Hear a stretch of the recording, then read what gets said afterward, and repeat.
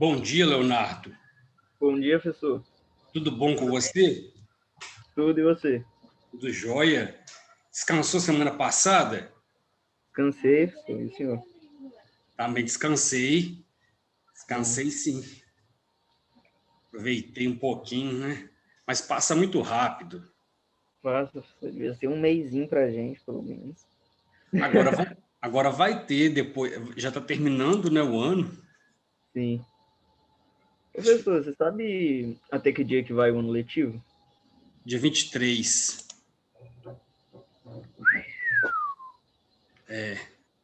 Até dia 23 de dezembro. Nossa, professor, coisa demais. Bom, mas você sabe que a gente nem ficou prejudicado porque a escola, a escola correu, né, para voltar à aula. Em outros lugares vai terminar só em abril do ano que vem, porque Abril, professor? No... na outra escola onde eu dou aula volta só em abril. Aliás, termina só em abril o ano letivo, porque ficou parado, né? A escola não ficou parada. Ah, então a gente tá até que bem, né, professor? Está bem, sim. Nesse caso, o colégio foi bastante inteligente, porque não parou, ficou uma semana só parado. E essa semana parada que vai refletir em ficar mais uma semaninha no final do ano, né? Sim. Mas eu creio que os alunos que já tiverem passado, né, não ficarem em recuperação, não devem ir até esse finalzinho, não. Hum, Acho que é mais para quem for ficar de recuperação, que não é o caso de vocês, né? Espero que não. tomara que não, né? Tomara que não. Bem, pessoal, bem-vindos novamente. Estamos reiniciando depois da paralisação de outubro. Espero que vocês estejam bem dispostos para essa finalização do nosso ano letivo. Até que passou muito rápido, a meu ver, o ano de 2020, né? O ano letivo. Então, depois que passar todo esse ano complexo, nós voltaremos à normalidade, porém, infelizmente, nós não vamos ter contato como professor e aluno mais, né? Vocês já estarão formados, estarão já fazendo faculdade e ou trabalhando. Bem, vamos hoje dar sequência à nossa revisão. Nós temos feito revisão do conteúdo do ensino médio de português para o Enem. Nós estamos fazendo agora a revisão de literatura. Já revisamos trovadorismo, quinhentismo, barroco, arcadismo, romantismo, realismo, naturalismo, parnasianismo. E vamos hoje começar o simbolismo. Simbolismo que é uma corrente estética bem complexa e bem interessante. Para mim, é a mais interessante de todas, mas a maioria das pessoas não gosta. Então, vamos ver o simbolismo. Deixa eu compartilhar a tela aqui. Espera aí que não é isso.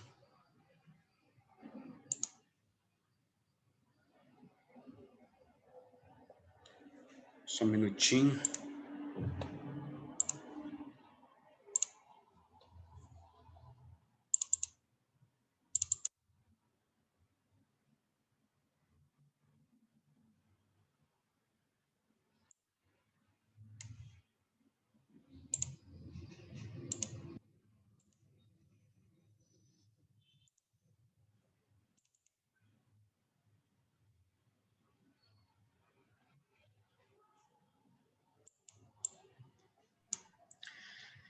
Bem, então vamos hoje começar a revisão sobre o simbolismo.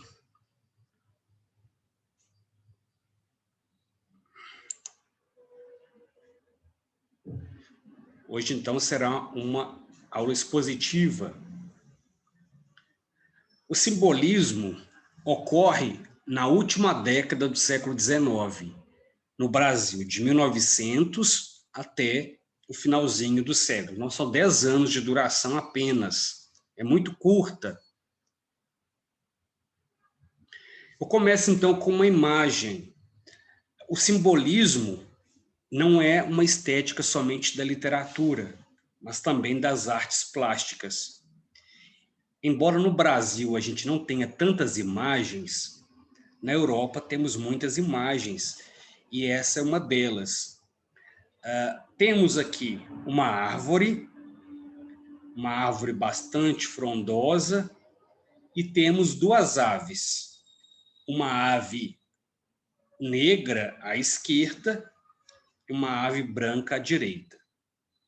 Vejam que a ave tem o rosto de mulher e a outra também. Na cultura ocidental, tudo que está à esquerda representa o mal, né? Então, essa ave negra, por sinal negra, representa o mal, e a outra ave representa o bem. Vejam as feições dessas mulheres, elas não trazem feições felizes, são feições de sofrimento, de mistério, de angústia, de prazer, são feições enigmáticas. E são, então, mulheres com formato de aves, uma com formato de urubu e a outra com formato de uma pomba, ou não sei que tipo de ave, mas há uma ave que representa o bem. Aqui temos, então, características básicas do simbolismo. Primeiramente, a ênfase na falta de clareza, no obscuro. Você não consegue entender bem, a não ser se você interpretar. Outra característica é a ênfase no contraste entre o claro e o escuro. Sempre vai aparecer o negro e o branco. Há também uma ênfase na figura da mulher. Existe um fascínio e um medo em relação à figura feminina, e esse medo e fascínio se acentuam no simbolismo. Temos aqui uma outra imagem, que é a morte do coveiro. Vejam que o coveiro estava cavando uma sepultura e eis que ele próprio morre, né? E quem vem trazer a morte é exatamente a figura que representa a morte, uma figura feminina com asas negras. Essa figura feminina traz numa das mãos uma luz verde. Essa luz verde representa a alma que ela retirou do próprio coveiro. Não é uma figura feminina maligna, porque você não vê nas feições dela nada de horripilante. Ela representa o mistério da morte. E há também aqui contraste. Todo o cemitério está coberto de neve, portanto, está branco, com exceção da morte, que é toda escura. Então, esse contraste entre o claro e o escuro é muito típico, como eu falei, do simbolismo. Temos aqui o anjo ferido. Neste caso, é o anjo também branco, e, portanto, representa pureza, inocência. Esse anjo é uma figura feminina. Embora, tradicionalmente, os anjos não tenham sexo, no simbolismo, os anjos são sexuados.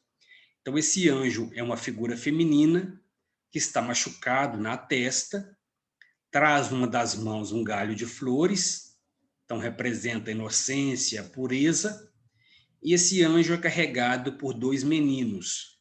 Veja o contraste entre a cor branca do anjo e a veste toda negra de um dos meninos. As feições dos meninos não são feições de alegria, um está com a cara fechada, o outro olhando para você, com ar de... O que você está olhando, né? Com ar de desaforo.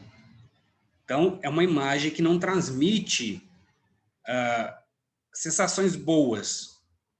Aliás, o simbolismo não procura transmitir sensações boas.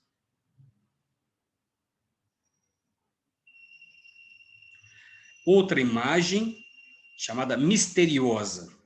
Aqui é a figura da mulher representando o mistério. Claro que hoje em dia uma figura dessa cairia até bem no filme de terror, mas naquele contexto ela representa uma mulher bonita, né? Uma mulher misteriosa. O cabelo todo esvoaçante, parece que está pegando fogo, a testa gigantesca, os olhos vesgos, né? E ela traz novamente um elemento negro, o livro da morte, que ela carrega nas mãos. Então, aqui o contraste de cores também é muito saliente, e novamente a mulher ligada ao mistério, que você não sabe o que essa mulher está pensando, né? E ela está olhando para você, e você não sabe também o que ela está pensando de você. Veja que é uma figura sinistra, com a qual você não gostaria de se deparar à noite, perto de um cemitério. Aqui é o ídolo da perversidão, a mulher representando todo o mal. Vejam que é uma figura feminina imponente, com coroa, mas essa figura feminina, que está nua e, portanto, representa aqui a tentação e o pecado, traz na cabeça um monte de cobras. E uma das cobras desce pelo seio. Aliás, está subindo, né? Está subindo pela cabeça, para a cabeça, aliás. Então, a cobra é o símbolo da tentação, e essa mulher representa toda a perversidão. Novamente, temos o contraste entre o claro e o escuro, de modo que a imagem é fosca, é como se se tornasse opaca pelo efeito do escuro, da sombra. Então, luz e sombra, novamente, se fazem presentes aqui na representação dessa mulher, à semelhança da Medusa. O pecado, de sim, essa mulher representa o pecado. Claro que o pecado vai ser representado na figura feminina. Ela, novamente, é toda branca, mas há um contraste com o negro também, um contraste até muito forte, é uma imagem bastante carregada de cores. E vejam a feição da mulher. É a feição de alguém que pecou, de que cometeu um erro. Então, ela tem uma carinha de quem está constrangida e já se imagina qual foi o pecado que ela cometeu, não é? Então, o pecado aqui é representado pela figura feminina, uma figura feminina que traz em si sempre o erro. Agora, por que existe esse fascínio em torno da figura feminina? Por dois motivos. Primeiro, porque o fascínio em torno do feminino sempre acompanhou a cultura ocidental, desde a pré-história, na verdade. Vocês sabem que no período do Neolítico, quando os homens viviam em comunidades nômades, não se sabia que o homem tinha um papel na reprodução humana. Como as mulheres tinham relações com todos os homens e vice-versa, e a mulher ficava grávida, não se sabia que a gravidez era resultado da cópula. Então, acreditava-se que era um dom da natureza que a mulher possuía, algo sobrenatural que ela tinha.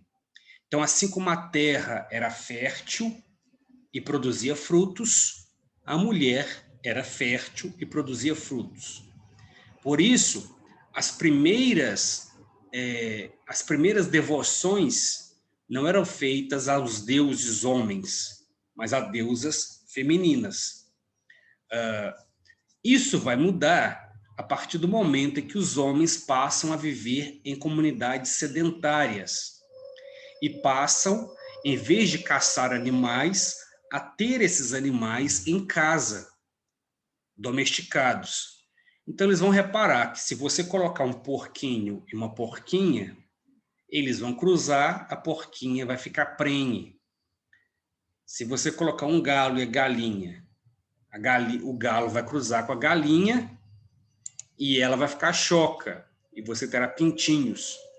Ao observar isso, eles vão perceber que, na verdade, o homem tem um papel importante na reprodução. Eles vão pensar, então, que o homem, na verdade, é o principal elemento da reprodução, porque é ele que insemina a mulher, e a mulher, então, passa a ser vista como um mero receptáculo, recebedora da semente que o homem lança nela para que ela frutifique. Daí a palavra sêmen, ser, semente em latim. Então, o homem lança a semente e passa a ser visto agora como aquele dotado do privilégio de possuir em si o elemento inseminador. Isso vai mudar muito a relação com o feminino. Mas, ainda assim, o feminino é visto na cultura ocidental como algo do mistério. Várias músicas tratam do mistério da mulher. A mulher enigmática, como entender as mulheres, e o que as mulheres querem, o que as mulheres desejam, como são as mulheres. Então, essa ideia das mulheres como obscuras está sempre presente no imaginário ocidental. Muito em razão anatômica, porque enquanto a anatomia genital masculina é externa, a anatomia genital feminina é interna. Por conta disso, existe uma ideia do mistério em torno da mulher, porque a mulher, diferentemente do homem, consegue fingir com relação ao prazer erótico, por exemplo. Então, o fato de o homem nunca saber o que a mulher está pensando na verdade, o que ela está sentindo na verdade, provoca uma grande insegurança no homem, e essa grande insegurança que o homem tem em relação à mulher vai levar à tentativa de compreender essa mulher.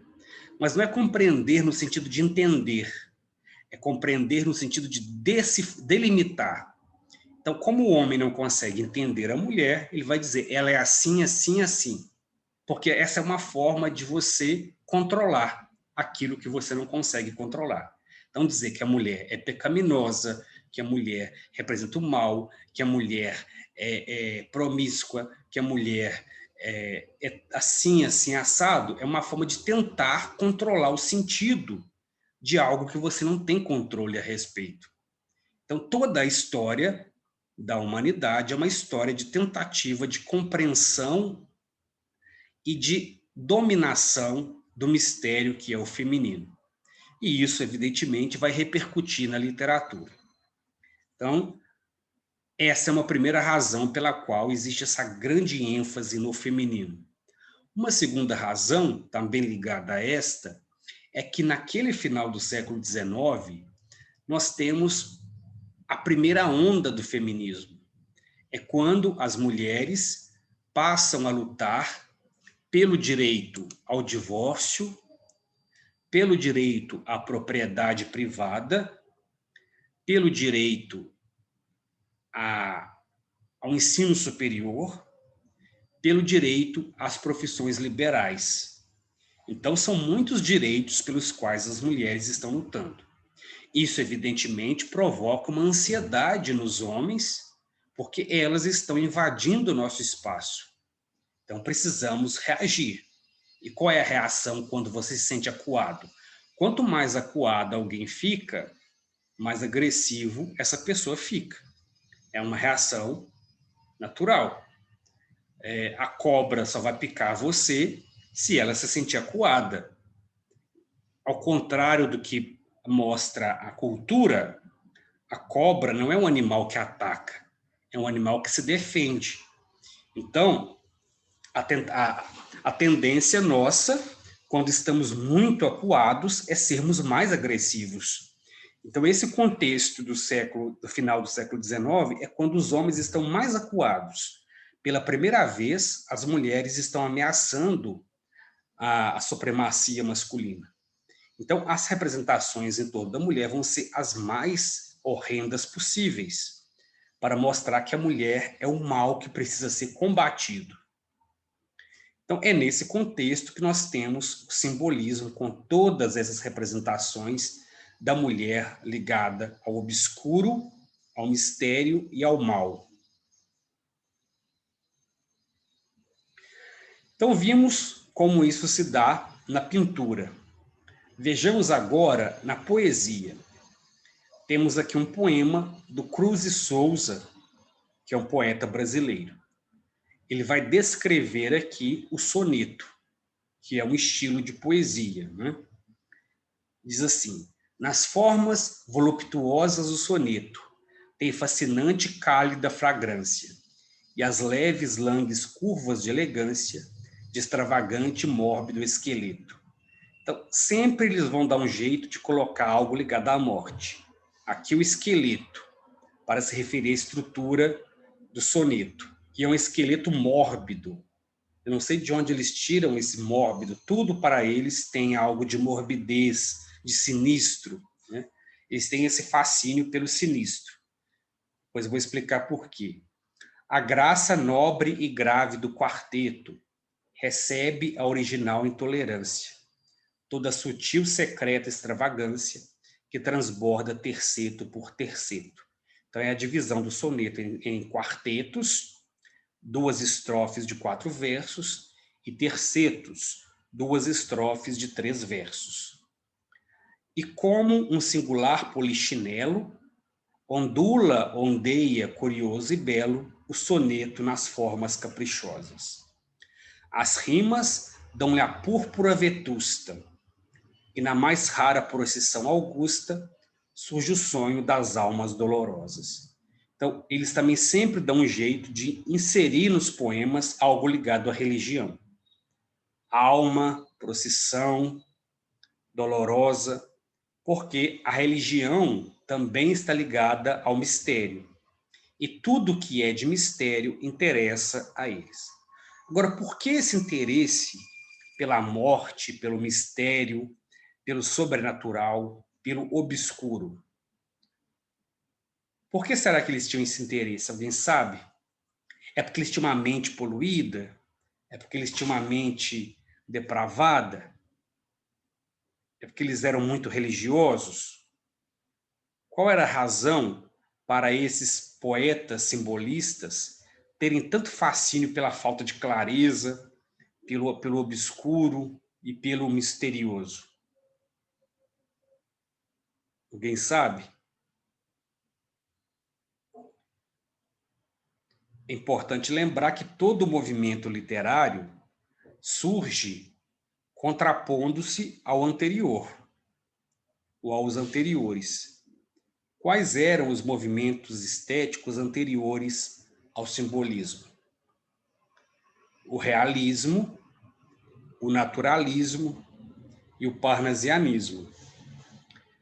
Todos esses movimentos literários eram baseados em quê? Na realidade, em representar a realidade, entender a realidade e, inclusive, analisar a realidade por meio da ciência. Esses poetas do simbolismo começaram a não gostar disso, pensaram, nossa, mas a literatura está tão objetiva, parece algo da ciência. E o século XIX é o século da ciência, é o século das grandes verdades científicas. Então, nesse contexto em que tudo é muito esmiuçado, muito explicado, as coisas são muito claras e objetivas, eles vão se rebelar contra isso e vão fazer o contrário, escrever poemas obscuros, fazer pinturas obscuras que você não interpreta com clareza e com facilidade. Você precisa quebrar a cabeça para entender e sempre trata de coisas que não são passíveis de explicação. A morte, o sobrenatural, o infinito, o mistério, tudo isso vai aparecer no simbolismo como uma forma de rebeldia. Os poetas simbolistas são rebeldes. Essa é a característica principal que vai marcar a diferença do simbolismo para os outros movimentos. Quando surge, então, o simbolismo? É na década de 80 do século XIX, quando esses poetas europeus, especificamente franceses, vão ficar entediados com aquela cultura tão materialista, tão cientificista, em que tudo é muito classificado, explicado, categorizado. Eles querem pensar em algo que foge dessa realidade objetiva. E então eles vão pensar no sobrenatural. Porque se tem algo que não é explicado, é o sobrenatural. Então eles vão pensar em uma arte que não seja explicável, que seja obscura. Quem faz isso pela primeira vez ainda não é no contexto do simbolismo. É lá na metade do século XIX, o Charles Baudelaire, que escreve um livro chamado As Flores do Mal. Vejam que o título As Flores do Mal é bastante paradoxal, porque flor sempre lembra o belo, o bem, a candura, a formosura. Nunca você olha para uma flor e pensa no mal. Então, esse livro, As Flores do Mal, causou muito impacto. E esse livro vai influenciar depois poetas que vão se inserir no que eles vão chamar de simbolismo. Um poeta bastante claro nesse sentido é Paul Verlaine, que é um francês. Na década de 80, Paul Verlaine publica A Arte Poética, que é um livro no qual aparecem os primeiros poemas simbolistas. Claro que ainda não tinha esse nome. Os nomes sempre são dados depois, né? Mas são poemas muito obscuros, que tratam da morte, do sobrenatural, do enigmático, do infinito, do misticismo, e causam, evidentemente, celeuma. Paul Verlaine era um poeta jovem, muito jovem, da idade de vocês, mas que era considerado um fenômeno. Quem gosta de história e de literatura junto, existe o filme sobre a vida do Paul Verlaine, que o filme se chama Total Eclipse do Amor. Nesse filme, você tem exatamente o contexto do simbolismo na França. Paul Verlaine era um grande poeta, novo, né, muito novo, e se torna conhecido. E, ao se tornar conhecido, esse poeta chama a atenção de outro poeta, que é Rimbaud, também francês. E ele marca de conhecer, então, esse menino, né? Naquela época, os escritores eram fanáticos assim por outros escritores, né? Então ele era um ídolo. Então eles vão se conhecer e eles vão ter um caso de amor, isso na vida real. Só que é um caso completamente doido, né? E o filme trata disso. Então Paul Verlaine introduz o simbolismo, mas o nome simbolismo é dado depois por Jean Moreau, quando escreve um texto explicando o que é o simbolismo. E ele diz o seguinte: inimiga do ensinamento, da declamação, da falsa sensibilidade, da descrição objetiva, a poesia simbolista procura vestir a ideia de uma forma sensível. Então, a poesia simbolista é inimiga do ensinamento. Por que ela é inimiga do ensinamento? Porque ela não é clara. Para você ensinar algo a alguém, você precisa ser claro e objetivo. Se essa poesia é enigmática, ela não pode ser didática. ela também é inimiga da descrição objetiva, porque ela prioriza a sugestão, o enigma para ser interpretado. Então, aqui está a definição para a poesia simbolista. E como chega ao Brasil o simbolismo? Se na década de 80 o simbolismo surge na França, e a França é o grande exemplo para o Brasil, evidentemente, os brasileiros vão buscar na França esse movimento, e na década de 90, no Rio de Janeiro, um grupo de jovens que estavam insatisfeitos com a objetividade do realismo, do naturalismo, do parnasianismo, resolve trazer da França o simbolismo. Eles, então, são conhecidos como os decadentistas.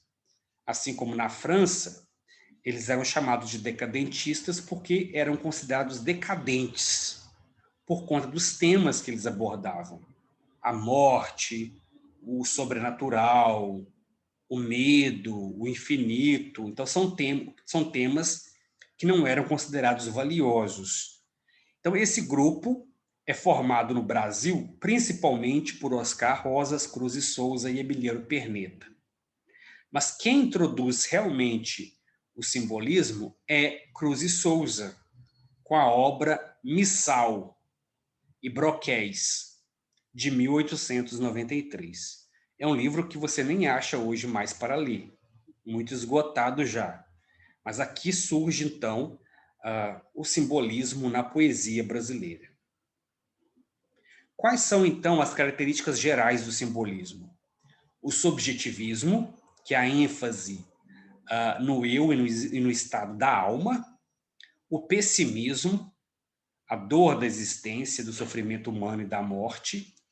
O misticismo e o espiritualismo, que é a crença no sobrenatural. A expressão vaga de ideias e emoções, que é contra o objetivismo. E a musicalidade. Sempre que uma questão do Enem ou de qualquer concurso apareça a ideia de uma poesia que tem musicalidade ou que tem aspectos sonoros, você pode saber que é simbolismo, que é a característica formal mais importante do simbolismo. Nenhuma outra tem essa característica da musicalidade. Então, é sempre se contrapondo ao que havia de antes. O subjetivismo contra o objetivismo. O pessimismo contra o otimismo. O misticismo e o espiritualismo contra a ideia de realidade objetiva. E a expressão vaga de ideias e emoções contra a clareza. E quais são as características específicas? O simbolismo retoma um aspecto do romantismo, que é o mal do século, a ideia do sofrimento, da depressão, da dor, porém vai além. Se no romantismo o poeta sofria por conta da mulher amada, aqui o sofrimento não é por conta da mulher amada, não. O sofrimento é inerente ao ser humano. Então é tudo levado ao extremo. Não tem uma causa específica. A poesia é fantástica e traz elementos místicos como loucura, alucinação, pavor. Mas para isso, quais são as técnicas usadas? O misticismo e o espiritualismo. Existe uma grande ênfase na religião. Mas não é porque o poeta é religioso, é porque a religião está ligada ao misticismo, está ligada ao oculto. E tudo que é oculto interessa ao poeta simbolista exatamente porque esse poeta é contra a realidade objetiva. Então vai aparecer muito elemento religioso, como hino, ladainha, missa, anjos, incensos, antífonas, hinos, tudo isso ligado ao universo católico. A falta de clareza, o objetivo deles era não ser claros. Por quê? Porque de clareza e objetividade já bastava o que havia ali. Eles querem fazer algo diferente. Subjetivismo, como eu disse, é o eu. A musicalidade.